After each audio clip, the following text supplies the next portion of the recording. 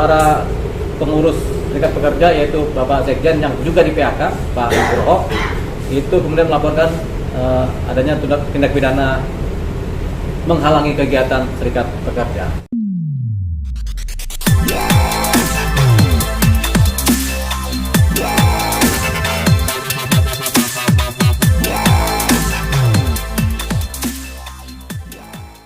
Secara normal, baik dalam fungsi sebagai pengurus maupun sebagai anggota, sehingga ini ada pemberangusan terhadap serikat pekerja yang ada di PT Asuransi Jiwasraya, dan di mana kami sudah melaporkan ke Polda Metro Jaya didampingi oleh Bang Deo untuk terkait dengan proses pelaporan pemberangusan serikat pekerja Jiwasraya yang dilakukan oleh perusahaan, di mana saya selaku Sekretaris Jenderal salah satu korban dari PHK yang dilakukan oleh perusahaan, di mana ada 89 dan ada 25 orang yang menolak, yaitu sebagian besar adalah pengurus dan anggota dari serikat pekerja Jiwasraya.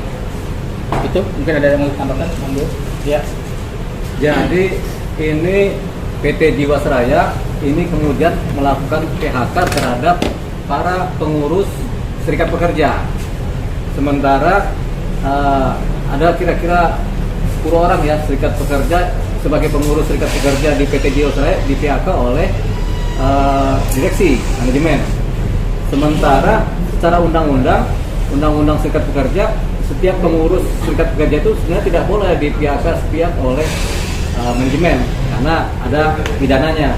Jadi karena demikian kemudian para pengurus yang di PHK ini, pengurus serikat pekerja Jiwasraya yang di PHK ini kemudian membuat laporan polisi dan diterima sebagai laporan dugaan tindak pidana dengan nomor LP B64 tahun 2023 Polda Metro Jaya, di mana direksi dalam hal ini Direktur Utama Angger P. Yuwono, kemudian Direktur SDM R. Mahelan Prabantarikso sebagai terlapor dalam dugaan tindak pidana menghalangi kegiatan serikat pekerja, yaitu masuk pada pasal 43 Jungto 28 Undang-Undang Nomor 21 Tahun 2000 tentang serikat pekerja.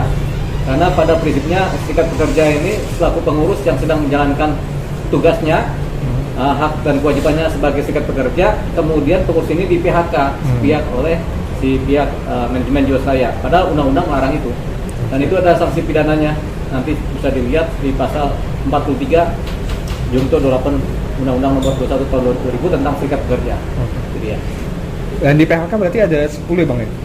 Yang di PHK total ada 89 orang karyawan, di mana sebagian itu adalah pengurus dan anggota, yang dimana anggota ini adalah yang mengiur iuran kepada serikat pekerja, sehingga dengan mereka di PHK, sehingga dan juga sebagian besar pengurus di PHK, sehingga secara otomatis serikat pekerja Jiwasraya terberangus atau tidak bisa berjalan secara normal atau sudah tidak bisa beroperasional lagi seperti itu. Khususnya ya tadi dengan sebagian besar karyawan yang mengiur itu sudah tidak lagi bisa mengiur karena di PHK itu, sehingga itu salah satu indikasi tindak pidana yang memberangus menghalangi dalam serikat pekerja seperti itu.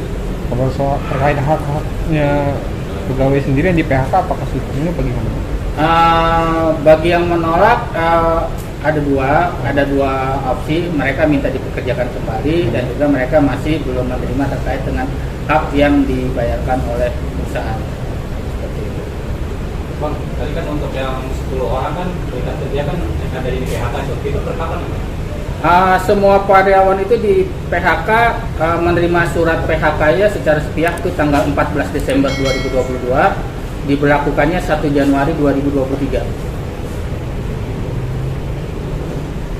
Ya, jadi ancaman hukuman terhadap PHK sepihak ini yang karena ini kan pengurus ya, karena undang-undangnya pengurus yang sedang menjalankan tugas sebagai serikat pekerja tidak boleh di PHK. Kalau ini dilanggar ada ancaman pidana yaitu 1 tahun paling rendah atau minimal 1 tahun penjara. 1 tahun penjara, paling singkat 1 tahun dan paling lama 5 tahun. Dan atau denda paling sedikit 100 juta rupiah. Jadi dan denda ya. Jadi itu dia. Jadi ini para pengurus serikat pekerja yaitu Bapak Sekjen yang juga di PHK, Pak Nugroho, itu kemudian melaporkan adanya tindak pidana menghalangi kegiatan serikat pekerja. Itu aja inti dari persoalannya sementara. PHK sepihak itu apakah ditindaklanjuti dengan tanda tangan, artinya menerima keputusan itu lalu didatangkannya atau masih dibiarkan? Jadi karyawan ketika tanggal 14 dia menerima surat PHK, mereka diberi waktu 7 hari kerja untuk menerima atau menolak. Kalau mereka menolak, maka mereka akan berproses dengan proses penolakannya. Kemudian bagi yang menerima, mereka akan menerima atau menandatangani surat perjanjian dari perusahaan seperti itu. Lalu dilanjutkan dengan itu juga yang bagi menerima pembayaran untuk nilai, sejumlah nilai. Ya, jadi yang menerima berarti mereka menerima yang ditawarkan oleh perusahaan. Boleh diinfo berapa nilainya? Setiap orang berbeda.